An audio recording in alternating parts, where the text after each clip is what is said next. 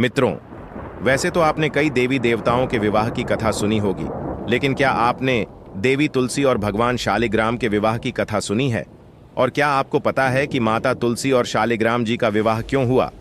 अगर नहीं, तो चलिए मिलकर जानते हैं आज की हमारी इस वीडियो में। मित्रों, ऐसी सभी एक्सक्लूसिव वीडियो देखने के लिए हमारे चैनल नवाबों का शहर लखनऊ के मेंबर जरूर बने।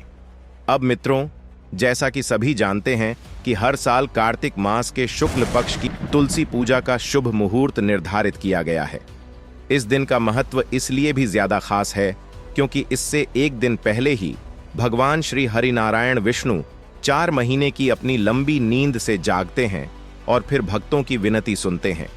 इसी के साथ इस दिन से विवाह, गृह प्रवेश, उपनयन संस्कार सभी के शुभ मुहूर्त शुरू होते हैं। शालिग्राम जी का देवी तुलसी से विवाह करने की परंपरा है।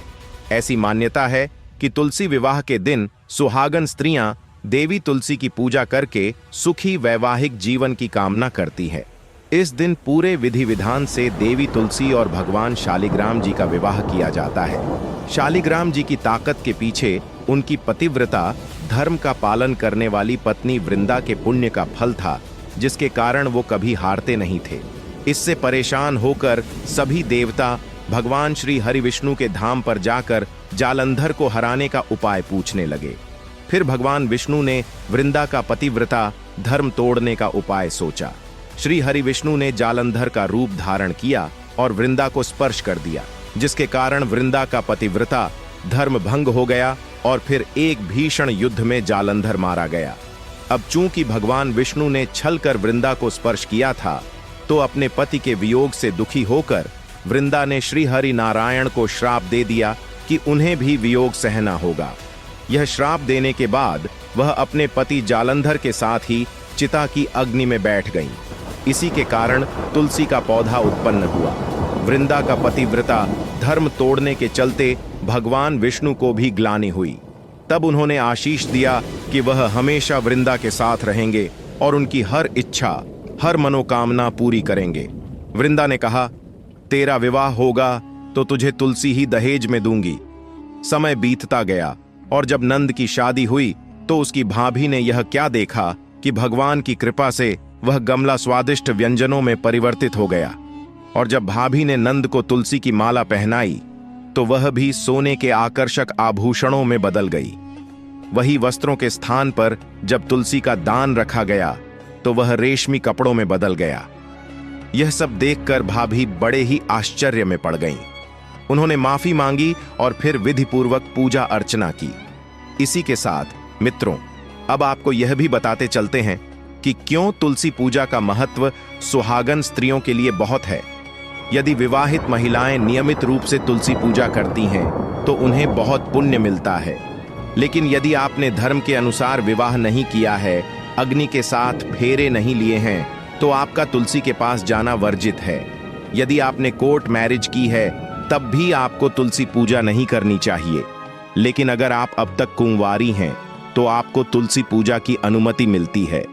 इसके अलावा यदि आप धर्मशास्त्रों के इन नियमों को ध्यान में रखकर जबरदस्ती तुलसी पूजा करती हैं तो इसका असर आपके जीवन पर अच्छा नहीं पड़ता। देवी लक्ष्मी आपसे नाराज हो जाती हैं और कभी भी आपके घर नहीं आती, जो आपके जीवन के लिए बिल्कुल भी सही नहीं है। वही ऐसा भी कहा जाता है कि एक वेश्या और गंदे ख्याल रखने वाली महिलाओं को भी भूल कर भी तुलसी पूजन नहीं करना चाहिए। ऐसा करने वाली वेश्या को अगले जन्म तक इस गलती की भरपाई करनी पड़ती है। इसे भगवान का अनादर माना जाता है और देवी तुलसी उनसे रुष्ट रहती हैं।